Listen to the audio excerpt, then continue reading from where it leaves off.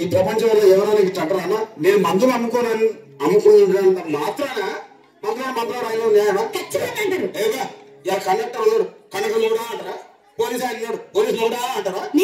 అంటారు ఖచ్చితంగా. ఎందుకంటారు? ఏమో అలా అంటే నన్ను కూడా అట్టే అనాలి. కానీ దండం పెడితే ఒక్క మాత్రం అదే చెప్పు. మాట మాట